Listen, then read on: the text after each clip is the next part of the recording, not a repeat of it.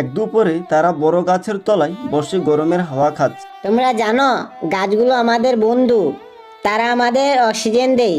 হ্যাঁ, গাছের ডালে পাখিরা গান গায়, অনেক সুন্দর লাগে। আমার বাড়ির পেছনে গাছটা খুব বড়। একবার আমি গাছের চড়ে পাখি দেখতে গিয়েছিলাম।